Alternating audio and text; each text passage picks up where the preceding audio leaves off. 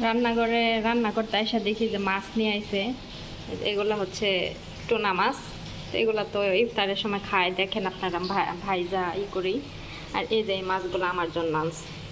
এই মাছগুলো মজা না, একবার আয়না দিছিল, পরে বলছি যে মজা না, তারপর আবার নিয়ে আইছে কতগুলা। তো এগুলো আমি এখন কাটতে পারবো না, আমি এভাবে রেখে দিব, পরে আমি বের করে কাটবো, কারণ আমার হাতে এখন সময় নাই। আমি একটু পরে বলতেছি আপনাদের কোথায় এক জায়গায় যাব, কোথায় যাব পরে শেয়ার করতেছি। তো এগুলো আমি এখন প্যাকেট করে এভাবে রেখে দিব।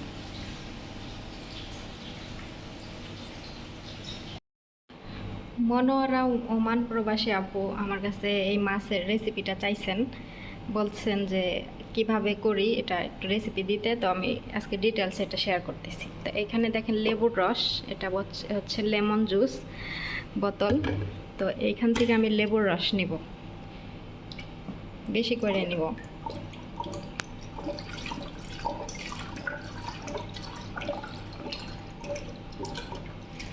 দেখছেন বেশি করে নিছি। আর এখানে মাছ ভাজা নিছি, মশলা লবণ সব কিছু দিয়া। আর এখানে দেখেন শুকনা মরিচ, এই যে আধা ভাঙ্গা শুকনা মরিচ, চিলি ফ্লেক্স। এটাকে আমি সামান্য পরিমাণে দিই, মানে যে যতটুকু ঝাল খায় সেই পরিমাণে দিতে হবে আর কি। তো আমার এখানে এনাফ, আমি বেশি দিব না, কারণ ওরা বেশি ঝাল খাবে না, এই জন্য।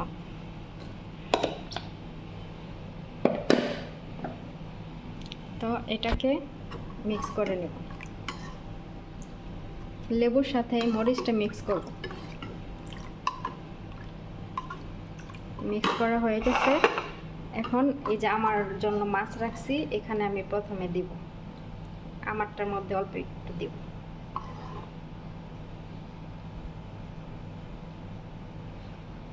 আমিও ঝাল কম খাই, তো দিলাম, আমারটার মধ্যে দিলাম অল্প। আর এখানে বাকি মাছগুলাতে দিব।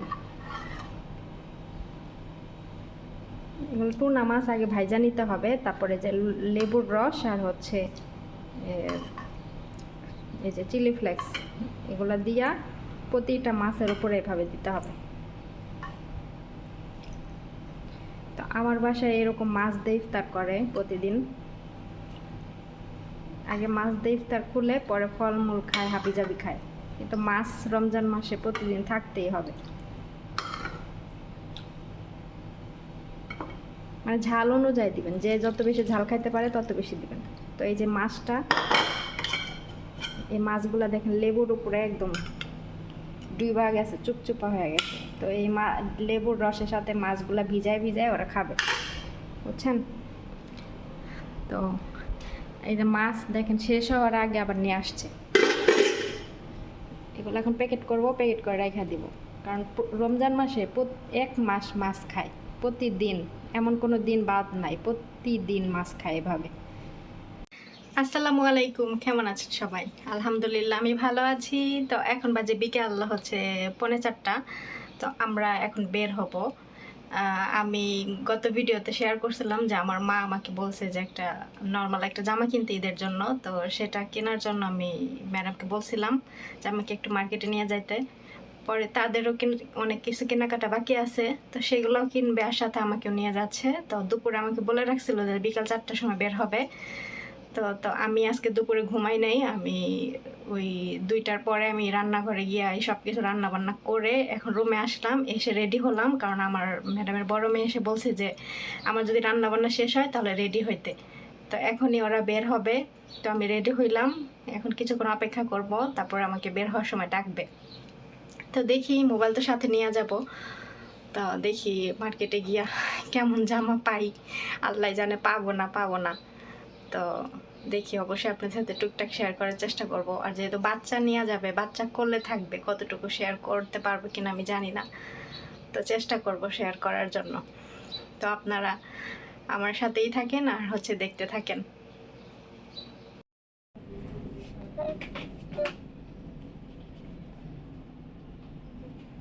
وكاب نو رهب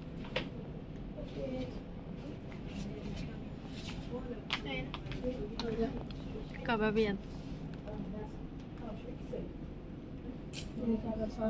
هذا حلو، هذا ايوه. تريد تقولي غير؟ لكن صغيرة.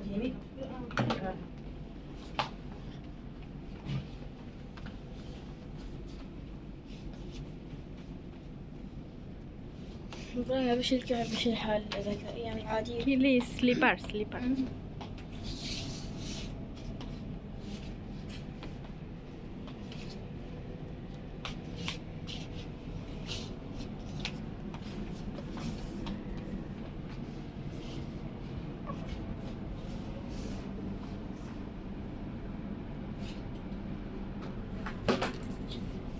যে আমরা হচ্ছে কেনাকাটা করছি, ওই গাড়ির পেছন ভরা সব সব কেনাকাটা। তো এখন কই যাবে জানি না, ইফতারের সময় হয়ে যাচ্ছে প্রায়।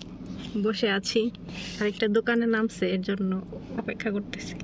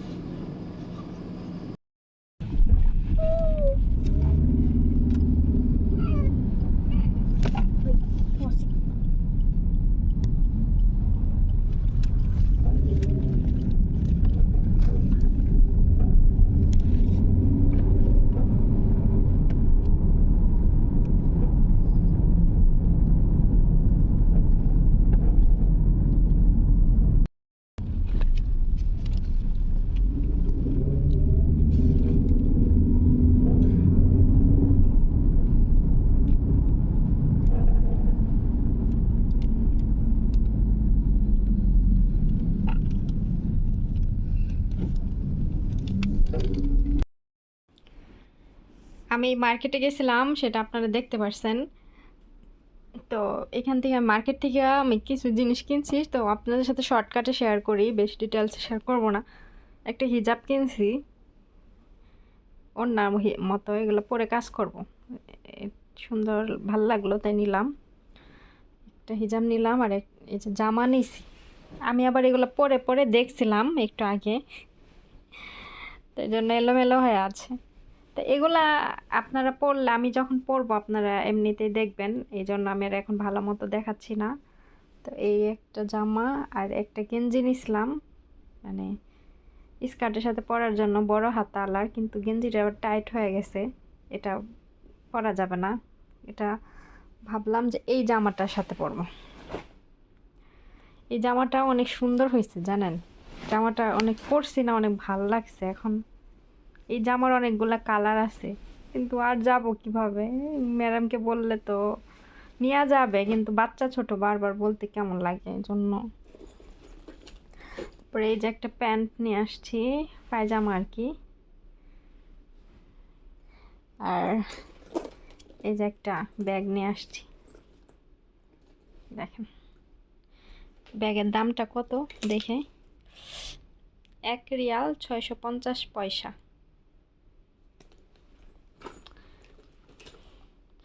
তো এই ব্যাগটা কেন কিনছি, দাঁড়ান ক্যামেরার সামনে এসে বলতেছি কেন কিনছি। আমাকে দেখতে পারতেছেন যে আমি লিপস্টিক নিয়েছি, লিপস্টিক দেওয়া হয় না এদিকে এদিকে, মানে ছড়াই গেছে। আচ্ছা যাই হোক, আমি এমনি দিয়া দেখলাম যে কেমন কালারটা। তো আমার ম্যাডামরা মেকআপ কিনছে, তো এই লিপস্টিকটা আমাকে মানে কিনে দিছে, ঠিক আছে। মানে আমাকে মেকআপ কিনতে বলছিল, কিন্তু আমি মেকআপ নেই নাই, কারণ আমার কাছে মেকআপ আছে, এর জন্য আমি মেকআপ নিয়ে নেই। তারপরে আমি শুধু এই লিপস্টিকটা নিছি, এটা হচ্ছে 509। তো আমি একটু দিয়া দেখলাম যে এটা আসলে কালারটা কেমন, যদিও ক্যামেরায় ভালো মতো বোঝা যাচ্ছে না, আমি একটু হালকা করে নিছি, তবে এটা হচ্ছে মেরুন কালার মনে হয়। আমি হচ্ছে, যাই হোক এবার আসি মূল কথায়। আমি গেছি মার্কেটে, আমার বলছি আমার জামা কাপড় কেনার জন্য। তো ওনাদেরও, ম্যাডামদেরও অনেক কিছু কেনার বাকি ছিল, তো সেগুলো কিনছে। তো বাচ্চা তো আমার কোলে, এখন মার্কেটের ভিতরে ঢুকছে, এখন ওই বাচ্চা এক হাতে আমার কোলে, আর এক হাতে আমার মোবাইল, আর এক হাতে ব্যাগ। এখন আমি কোনটা নেবো বলেন?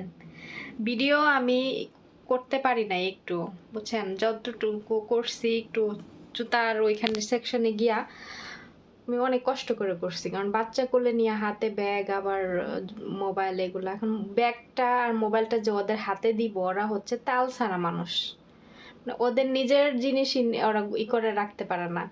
পরে ব্যাগ মোবাইল কোথায় রাইখা চলে আসবে, পরে হচ্ছে সমস্যা। এই জন্য আমি দেই নাই ওদের কাছে আমার মোবাইল আর ব্যাগ। তো বাচ্চা আমার কোলে, পরে লাস্টে দেখি যে বাচ্চা নেয় না। এখন আমি কিছু কিনতেও পারি না, ওরা কিনতেছে ওদের মতো, আর আমি বাচ্চা নিয়ে ঘুরতেছি। পরে লাস্টে ওনার বড় মেয়েকে ডেকে আমি বললাম যে ওর একটু ধর, আমি আমার জামা কাপড়গুলো কিনি। পরে আমি তো ঘুরতেছি, জামা কাপড় পাই না, পুরা মার্কেটে খালি শার্ট শার্ট ঝুলাই ঝুলাই রেখে দিছে। এখন আমার শার্ট ভালো লাগে না, এই কলার আলা শার্ট এগুলো আমার ভালো লাগে না। পরে যাই হোক, কয়েকবার ঘুরে ঘুরে পরে এই জামাগুলো কিনলাম, কিন্তু ওই কালার, ওই কি কালার, জাম কালার জামাটা আসলে অনেক সুন্দর হয়েছে, আপনারা পরলে দেখতে পারবেন। তো ওই ওই যা ডিজাইনের জামাগুলো অনেক কয়েকটা কালার ছিল, আমি যদি জানতাম যে ওই জামাটা আমার কাছে আমাকে পরলে ভালো লাগবে, তাহলে আমি সবগুলা কালারে একটা করে নিয়ে আসতাম। এখন আমি ভাবছি যে আমার বডিতে যদি ওই জামাটা না হয়, এই জন্য আমি আনার সাহস পাই নাই। তো একটা নিয়ে আসছি, ভাবলাম যদি বডিতে নাও হয় তারপরও আমি পরে ম্যাডামের মেয়েকে দিয়া দিব না, যদি আমার না হয়, সাইজের না হয়। এখানে তো আর চেঞ্জ করার অপশন নাই, মানে যা আনবেন একবারে নিয়ে আসতে হবে দেখে, ওটা পরে আর চেঞ্জ করার কোনো অপশন নাই।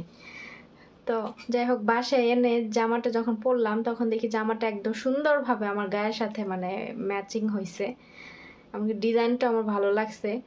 এখন আমার তো আফসোস লাগতেছে, এখন ওই জামা কয়েকটা কালার আছে, আমি সবগুলা কালার নিয়ে আসতাম, কিন্তু কিভাবে আনবো?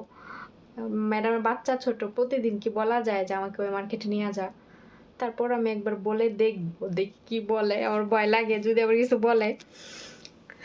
তো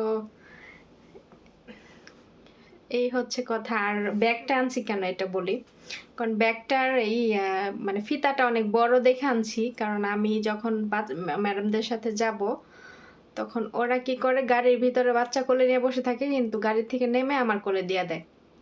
কোলে দিলে আমি কোলে নিয়ে নিয়ে হাঁটি, ঘুরি ওদের সাথে, আর ওরা ওদের মতো ঘুরে। ঠিক আছে?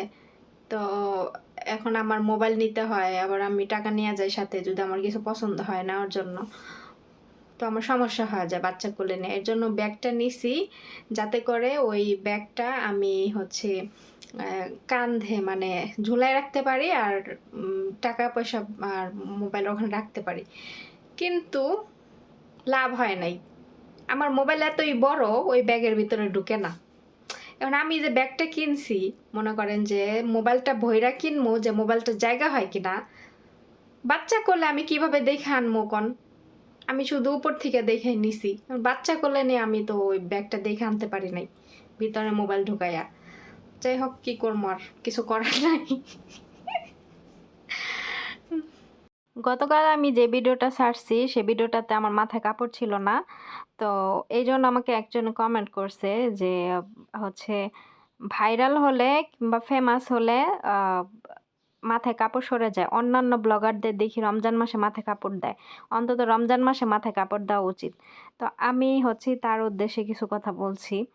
মাথায় কাপড় কিন্তু রমজান মাসে যে শুধু দিবে তা কিন্তু না, তাহলে বাকি 11 মাস চুরি করে রমজান মাসে হুজুর সেজে ঘরে বসে থাকবে মানুষ? আর হচ্ছে আমি কখনোই বলি না যে আমি অনেক পর্দা করে চলি, আমি মাথায় কাপড় দিয়েও আসি, মাথায় কাপড় ছাড়াও আসি, তারপরও আমার বেশিরভাগ ভিডিওতে মাথায় কাপড় দেওয়া। ঠিক আছে? তো গতকালকের ভিডিওতে আমি মাথায় কাপড় দেই নাই, তাতে আমার কি খারাপ কোনো দিক কেউ দেখতে পারছে? তো আপনাদের মানে কি হচ্ছে যে কোনো মানুষের একটা খুঁত পেলে, একটা কিছু পেলে আপনারা সেটা নিয়ে করেন। তো আমি কখনোই ভিডিওতে এসে বলি না যে আমি খুব পর্দা করি, আর পর্দা হচ্ছে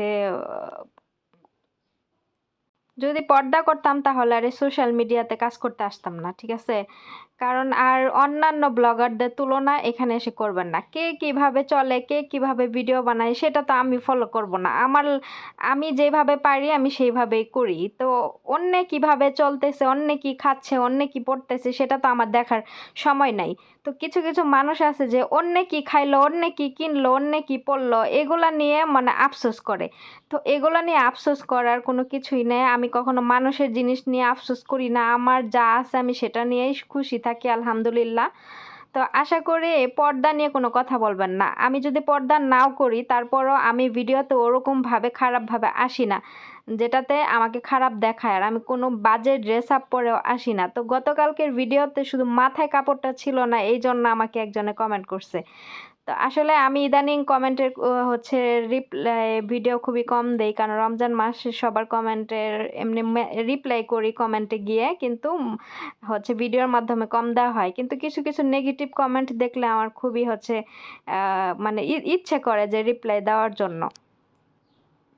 আমরা মুসলিম, আমাদেরকে মাথায় কাপড় দিতে হবে, এটা কিন্তু স্বাভাবিক। আর আমরা যদি ইসলাম যদি সম্পূর্ণ মেনে চলি তাহলে আমরা এই সোশ্যাল মিডিয়াতে নিজের চেহারা পর্যন্ত দেখাতে পারবো না, এমনকি কোনো পুরুষ মানুষও আমাদেরকে দেখবে না। আমরা সবসময় পর্দা করে ঘরে বসে থাকবো, বাইরে বের হলে হাত মোজা পা মোজা এগুলো সব পরে বের হব।